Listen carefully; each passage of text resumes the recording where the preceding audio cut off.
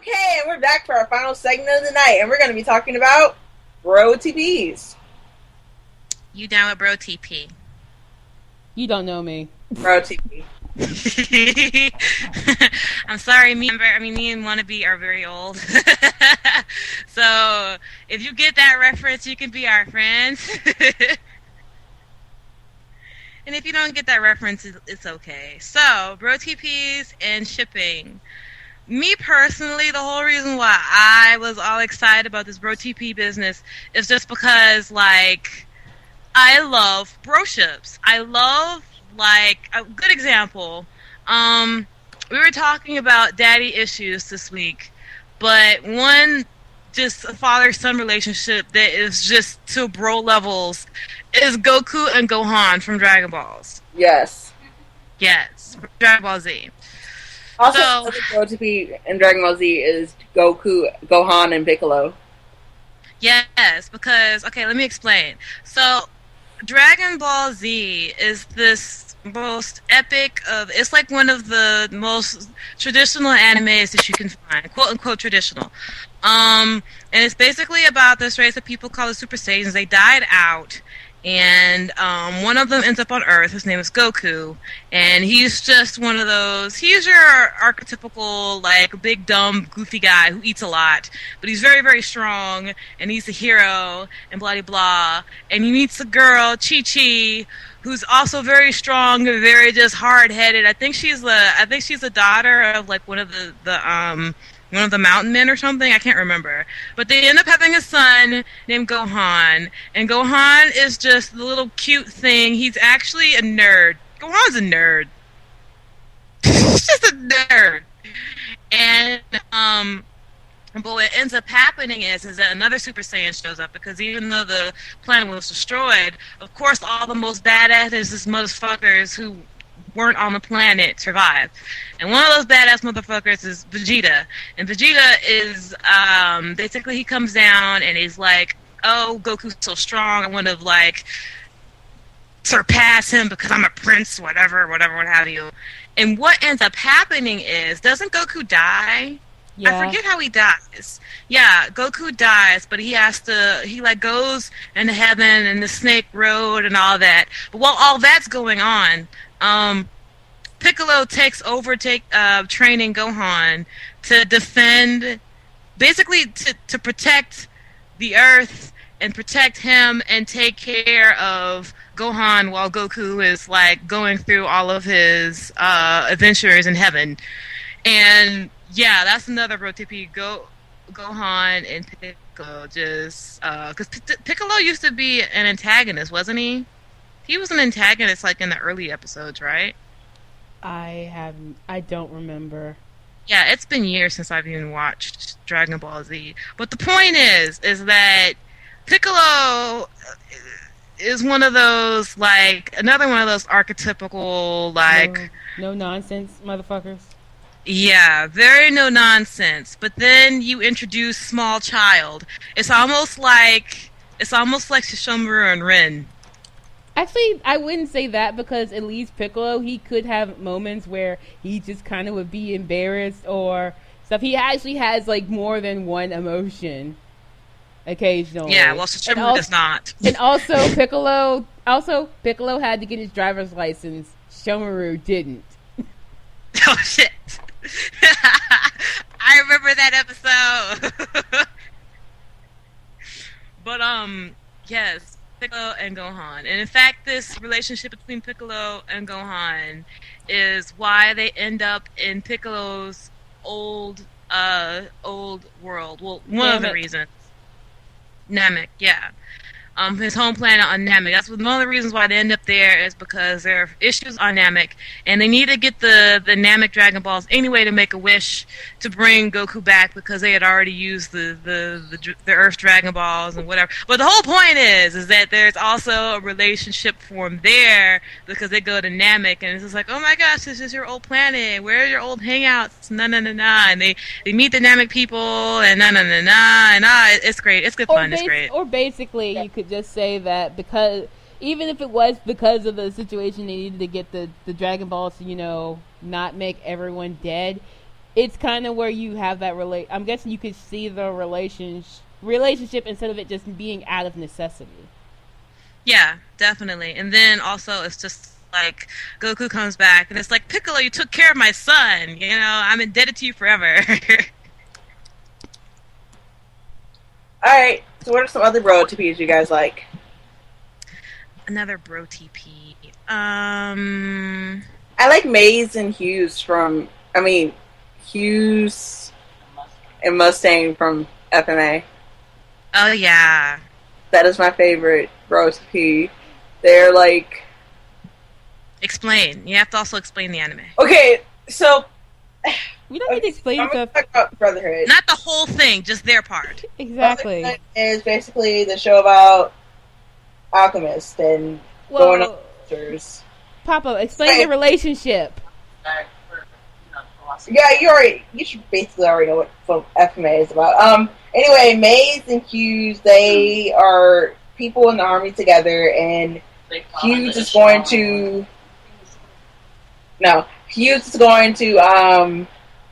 help Mustang rise up in the military and support him from beneath as he tries to become pure. And they just have this most wonderful relationship, and I just go, oh my gosh, you guys, you are too perfect.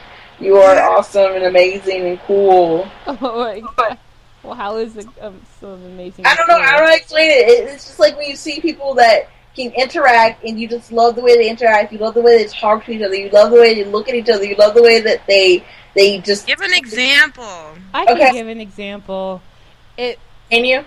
Us, like, the one thing I always know, that I believe it's Maze, right? He always has pictures of his freaking daughter and showing them off because he just loves his little daughter so much. And even though Mustang gets like really kind of annoyed by it, it's just one of those things that you just take along with it, as well as. But then you can tell that it's not just simply that one gag, because they will actually end up like sharing information between one another in serious ways. Oh. That's a very serious Brotp because they also work with each other. So right. Not only because wasn't Maze like all information? That was like basically his job, was all he did was get information for people, and that's kind of how he died. Well, it was basically he was trying to tell Mustang something, and then he died in the phone booth. Ah, that scene. Oh, he was trying to tell him that I think, was it Bradley's son was a homunculus, but he didn't get to tell him that? No, I don't think it was that. It was basically... Actually, what it was he was able to figure out what all the stuff that was going down. Like, the whole fact of, like, why was it that the Mestre kept attacking certain places and the tunnel that was being dug underground. He was able to actually figure it all out. Yeah, I couldn't. But he wasn't sneaky enough, and he got caught, and then he got shot. He didn't get... Or stabbed, whatever. I thought he got stabbed, but... I mean, either way, it doesn't matter. The dude died, and then sad funeral time happened, and the whole fandom still cries. Yeah. Either that, or they have to see the Chimera girl, and then that just breaks everyone's heart. Oh my god, I should be such an ass. I should honestly be an asshole and dig up that picture of the Chimera girl, and it says, "Have you been a good father today?" Underneath it. I would be crying along with it, but I would be an asshole at that point because I upset myself. Mommy. Oh no! You're not allowed to mention that. Why would you mention Nina? Oh my gosh! Or Gurren Lagann. That whole anime is just one big pile of bro. Oh gosh, Gurren Lagann. Oh my gosh, Pearl and Simone are like my bro GP. Oh my gosh! So Gurren Lagann, awesome anime. Basically, it's an anime that makes fun of all of the old robot anime, but once you get past all the silliness, then it gets fucking serious. And it's about like humanity and how humanity was basically forced to live underground for various reasons.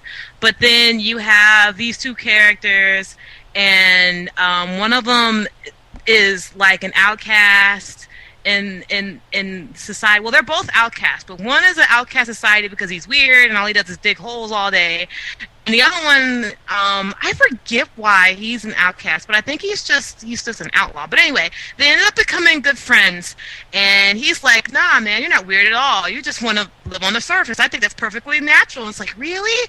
And then they have like this whole thing where they get to the surface, and then once they get to the surface, they have to deal with the Beastmen. Yeah, the Beastmen who were there, their whole job is to keep the humans underground. And the whole anime is just them progressing upwards. At some point they get into space. Yes. Like, I love that anime, and it's really about just camaraderie and camaraderie and working together and family and oh, it's such a great anime. So many themes.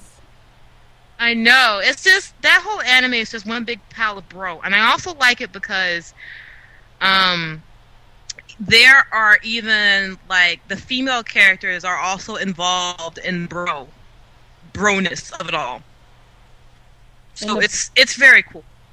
In the Brotp TP? Yeah. Like, yeah. how? I mean, I'm legitimately asking like an example because I'm already lost because I haven't seen it, but still. I haven't watched it in a while, so my names are a little rusty. Go by defining features.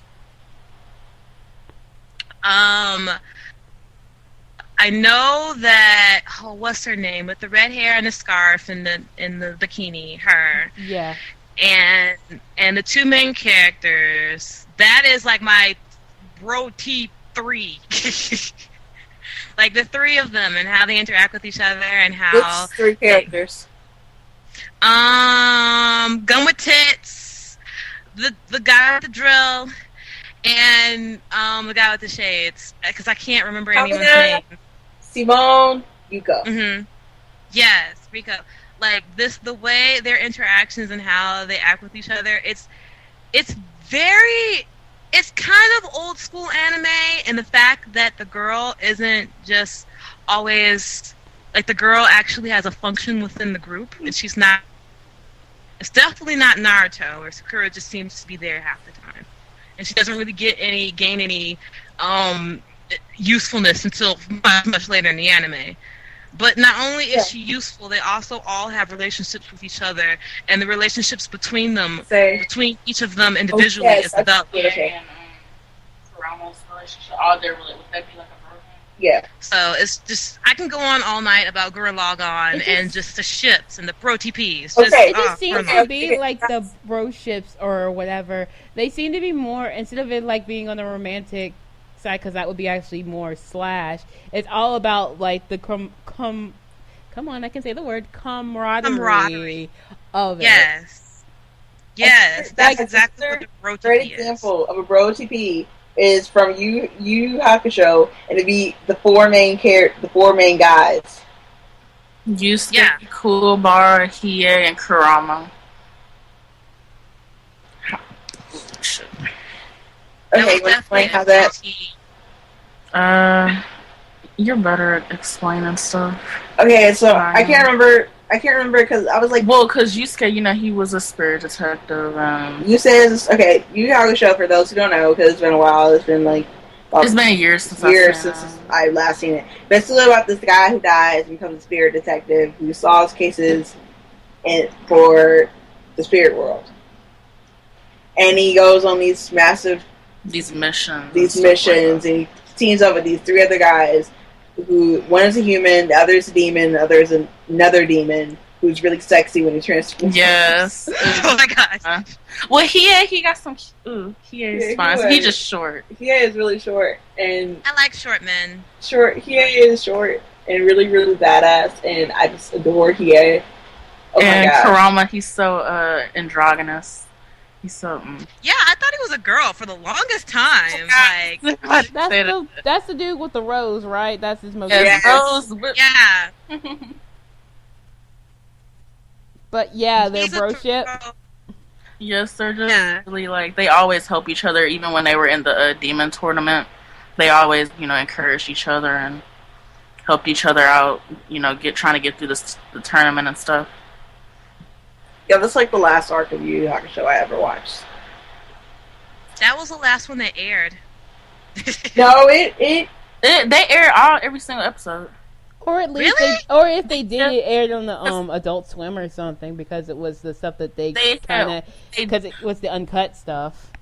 What they did was like they took it off Adult Swim. They put it on Toonami. Toonami had ended. Then it would come on late at night on Saturdays, like almost in the early morning, like around like 3 or 4 in the morning, so that you had to watch it. But they did air the whole thing. Really? Because Yeah. I thought they stopped after the demon tournament. Yeah, it just Because what happens? It just came out early Go ahead.